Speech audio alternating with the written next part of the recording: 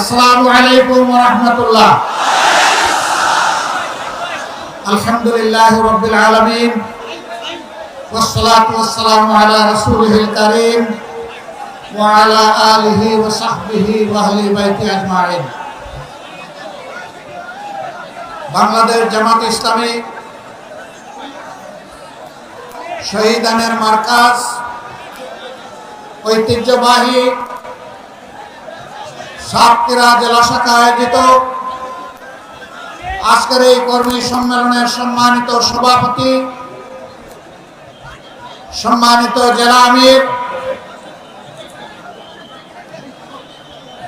উপস্থিত বিশেষ অতিথিবৃন্দ, বাংলাদেশ জামাতে ইসলামীর নির্বাহী পরিষদের অন্যতম সদস্য, সাতক্ষীরা মাটি ও মানুষের প্রিয়জন জনাব অধ্যক্ষ ইজ্জতুল্লাহ, অন্যতম সদস্য নির্বাহী পরিষদের জনাব মোবারক হোসাইন, সাতক্ষীরা মাটি এবং মানুষের নেতা এবং প্রিয়জন জনাব মুহাদ্দিস আব্দুল খালেক সহ আঞ্চলিক নেতৃবৃন্দ এবং সাতক্ষীরার প্রিয় সহকর্মী ভাই ও বোনেরা, আমি জানি এই কর্মী সম্মেলন শুধু ভাইদের জন্য, কিন্তু বাসার আঙ্গিনায় আসার পথে অনেকগুলা সাদে উৎসুক বোনদেরকে আমি দেখতে পেয়েছি। আজকে তাদেরকে আমরা মাহরুম করেছি বলে দুঃখিত। আগামীতে তাদের জন্য কোনো আয়োজন করা হবে বলে আমি প্রত্যাশা রাখি ইনশাআল্লাহ। আপনারা সবাই কেমন আছেন? আল্লাহ রাব্বুল আলামিন ইজ্জতের সাথে আপনাদেরকে ভালো রাখুন। এই মাটিকে আমরা খুব ভালোবাসি।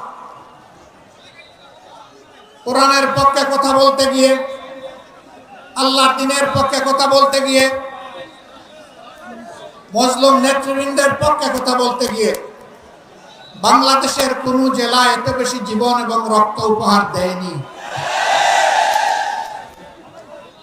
এই জন্য সাতক্ষীরার অবস্থান বাংলাদেশ জামাতে ইসলামের কাছে অনন্য উচ্চতায়। আল্লাহ তাআলার দরবারে দোয়া করি, আল্লাহ তাআলা ক্রমাগতভাবে যেন এই জেলার মর্যাদা বৃদ্ধি করে দেন। সম্মানিত ভাই ও বোনেরা, বাংলাদেশ আমাদের প্রিয় জন্মভূমি। আল্লাহ তাআলার বড়ই মেহেরবানি, দুনিয়ার খুব কম জায়গায় এরকম সুজলা সুফলা শ্যামল দেশ মানুষ পেয়ে থাকে। আমরা এমন একটি দেশ পেয়েছি, মাটির উপরে অফুরন্ত সম্পদ, মাটির গর্ভে অফুরন্ত সম্পদ, সমুদ্রের গর্ভে অফুরন্ত সম্পদ। আমাদের এই সম্পদগুলো জনগণের উপকারে আসছে না। যারা জনগণের ত্রাতা হয়ে কর্তা হয়ে বিভিন্ন সময় দেশ শাসন করেছেন, জনগণের সম্পদ সুকৌশলে চুরি করে তারা তাদের পকেটে ঢুকিয়েছে। এই জন্য বাংলাদেশের জনগণ তাদের প্রাপ্য হিস্সা পায়নি, সুষম উন্নয়ন হয়নি। 15 সালের দিকে কোনো এক রমজানে আমি ঈদ উদযাপন করতে এসেছিলাম এই জেলার শহীদ পরিবারগুলোর সাথে। সকাল 9:30 থেকে অথবা সকাল 10টা থেকে রাত 9:30 পর্যন্ত আমি এই জেলার ভাঙ্গাচোরা খানা খন্দকে ভর্তি রাস্তাগুলা দিয়ে গাড়ি ফেলে আমি এবং আমার সঙ্গী 2টা মোটরসাইকেলে চড়ে সারা জেলা ঘোরার চেষ্টা করেছি। আমি লোকদেরকে জিজ্ঞেস করেছিলাম, আমরা শুনে থাকি উন্নয়নের জোয়ারে দেশ ভাসছে, সেই জোয়ারের সামান্য ছিটাফোঁটা পানি কি এখানে আসে না? বলে যে না, আসে না। কেন আসে না? বলে বর্তমান শাসক গোষ্ঠী সাতক্ষীরাকে বাংলাদেশের অংশ মনে করে না। সাতক্ষীরার উপর তারা জুলুম করেছে, সাতক্ষীরার জনগণের অধিকার দেয়নি, করেছে, পঙ্গু বানিয়েছে, ইজ্জতের উপর হাত দিয়েছে, সম্পদ লুণ্ঠন করেছে। এবং মানুষকে কার্যত তারা তাদের দাসে পরিণত করেছে। কম বেশি এই চিত্র ছিল বাংলাদেশের।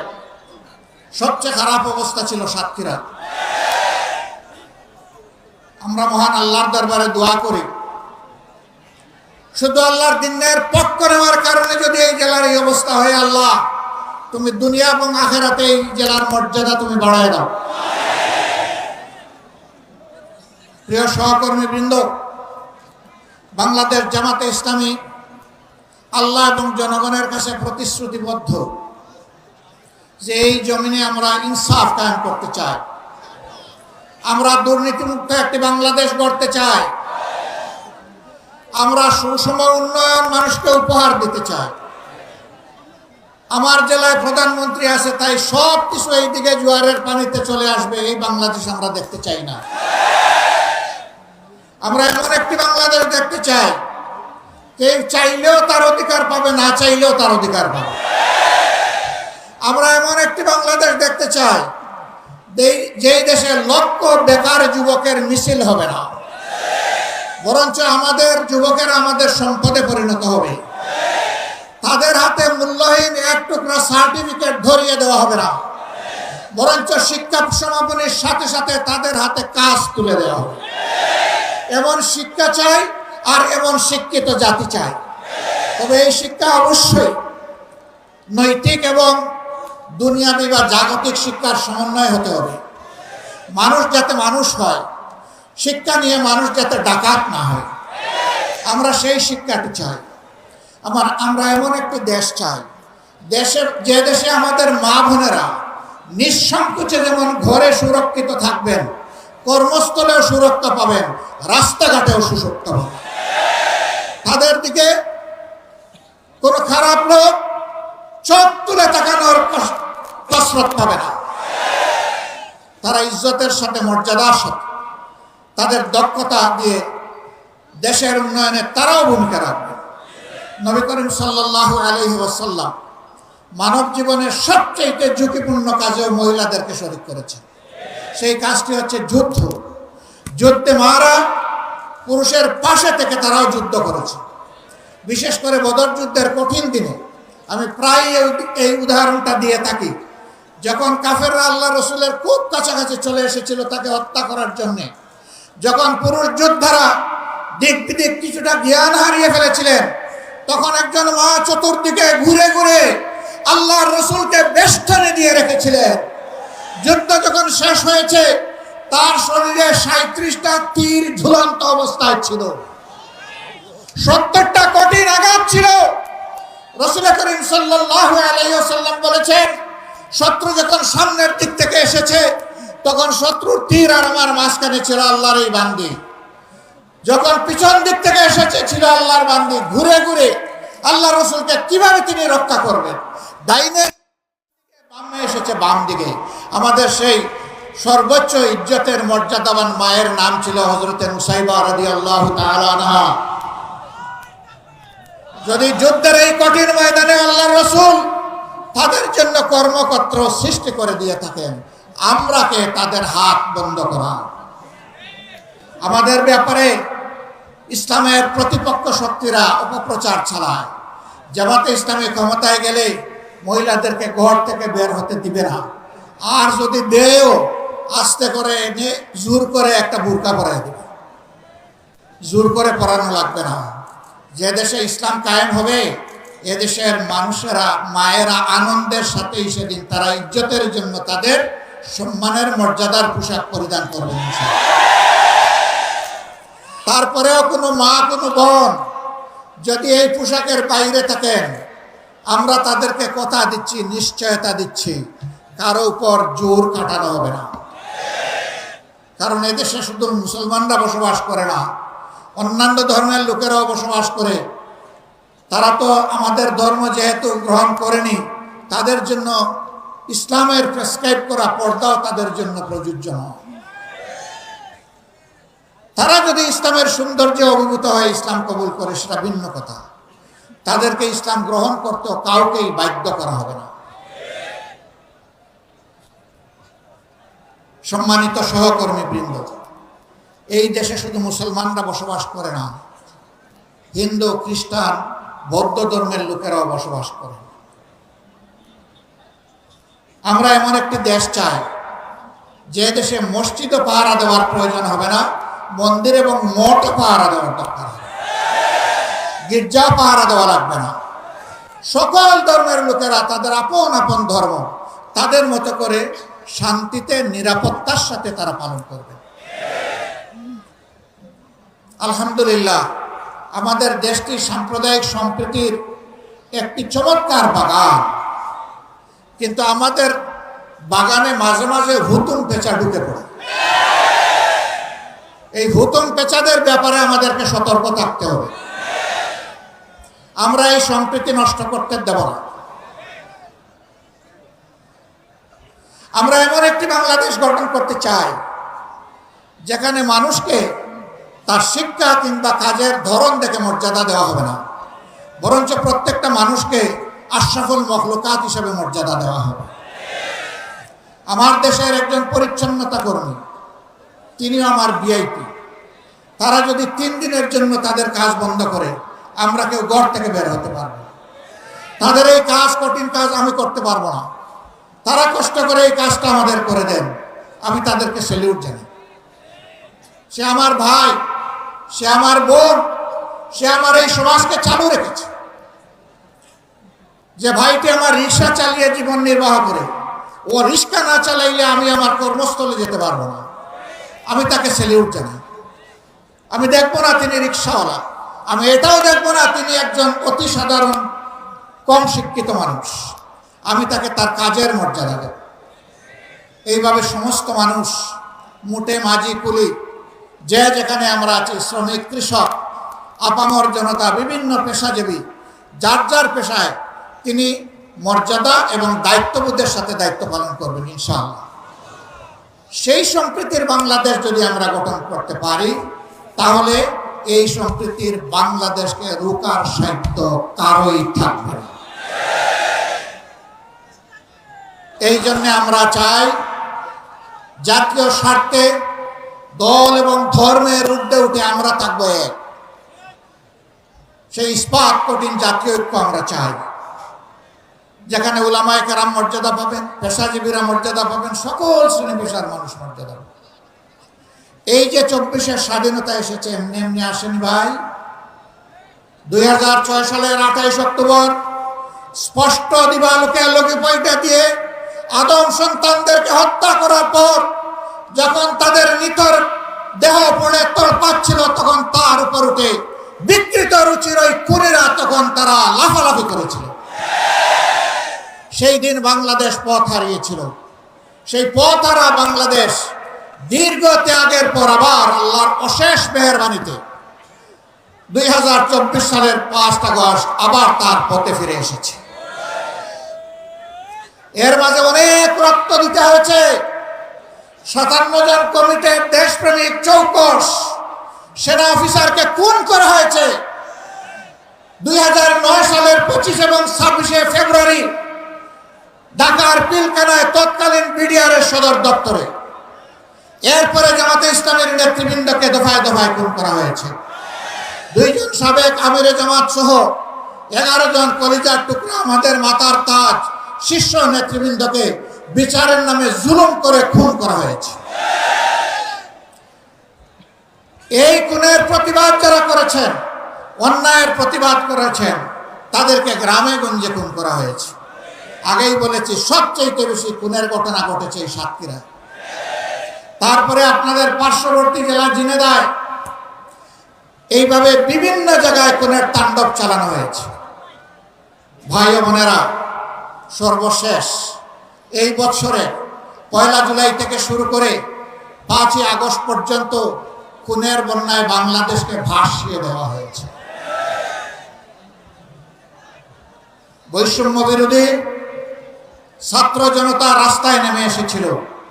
তাদের হাতে কোনো আগ্নেয়াস্ত্র ছিল না, এমনকি তাদের হাতে কোনো ইট পাটকেলও ছিল না। তারা শান্তিপূর্ণভাবে দাবি আদায়ের জন্য রাস্তায় নেমেছিল। কোটার সংস্কারের জন্য, কোটা বাতিলের জন্য নয়। তারা বলেছিল যৌক্তিক কোটা দেন, আমাদের আপত্তি নাই, কিন্তু কৌটার নামে জাতির সাথে মেধার সাথে তামসা করবেন, তা আমরা মানব না। কেন তারা এটা বললো? এই জ্বালায় তাদের বিরুদ্ধে মানুষের কিনায়, এদেশের মানুষের কিনায় অস্ত্র এবং বুলেট দিয়ে জাতির বিরুদ্ধে তাদেরকে পাঠিয়ে দেওয়া হলো। একদিকে সরকারি বাহিনীকে নামিয়ে দেওয়া হলো, আরেকদিকে সরকার তাদের সশস্ত্র গুন্ডাদেরকে নামিয়ে দিল।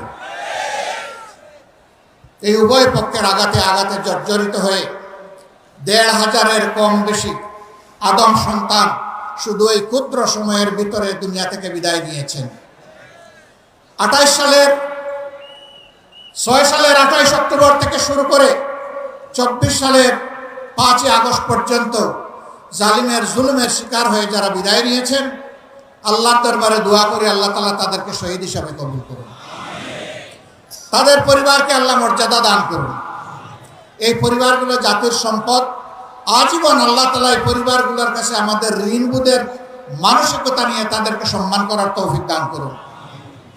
যারা পঙ্গু হয়েছেন তাদের খেদমতকে আল্লাহ কবুল করুন।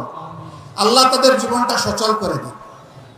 প্রিয় সাতক্ষীরাবাসী, আজকে আসার পথে আমি দেখলাম এরকম আরো ৩টা মাঠ উপচে পড়া মানুষ রাস্তাঘাটে। এই মাঠে তাদেরকে সুযোগ দেওয়া যায়নি বলে আমি সবার পক্ষ থেকে দুঃখ প্রকাশ করছি। আল্লাহ তাআলার আসমান অসীম, জমিন সসীম।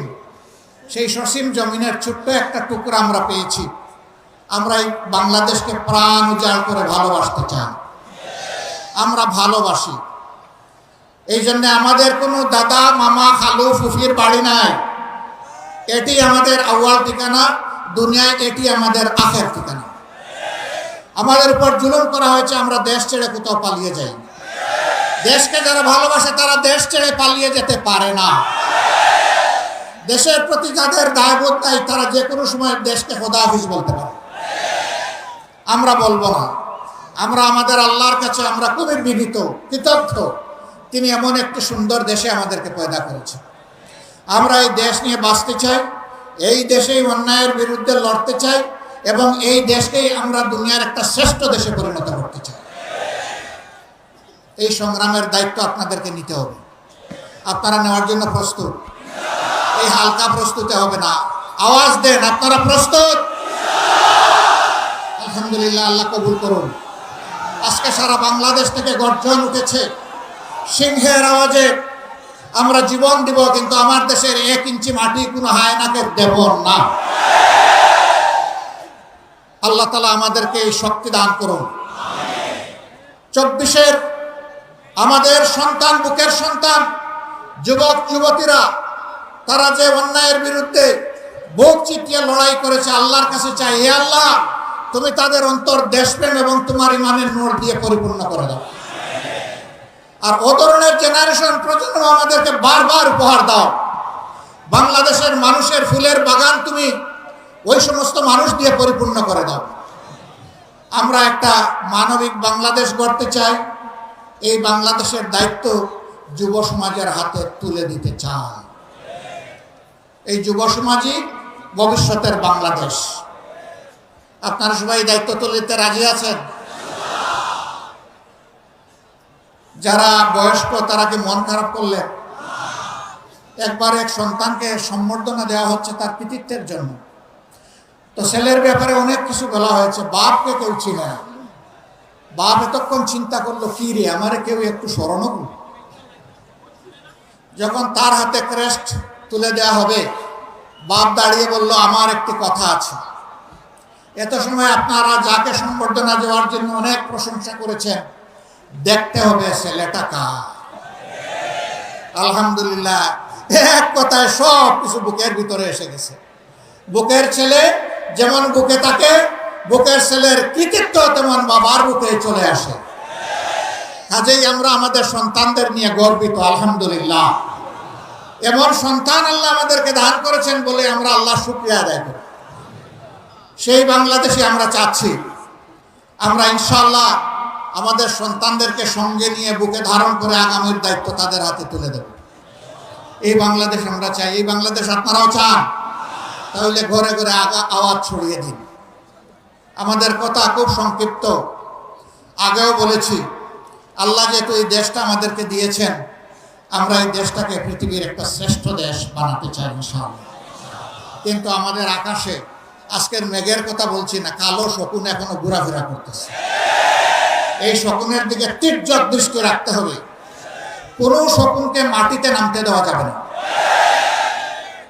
আপনারা টের পাচ্ছেন মাঝে মধ্যে ফুসফাস।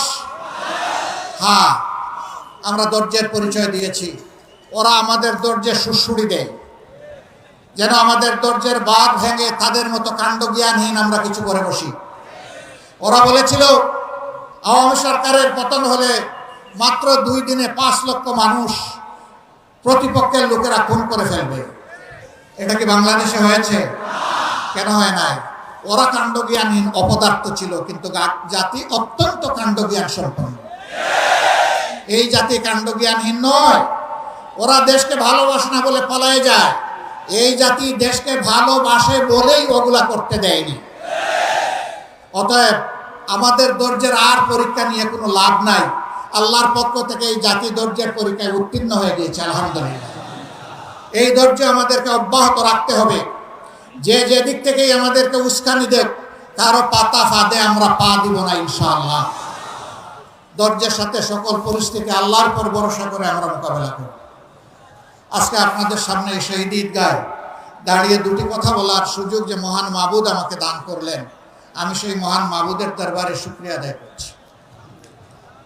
দেশে বিদেশে স্বৈরাচারের হাত থেকে দেশটাকে মুক্ত করার জন্য সমান তালে অনেকে লড়াই করেছেন।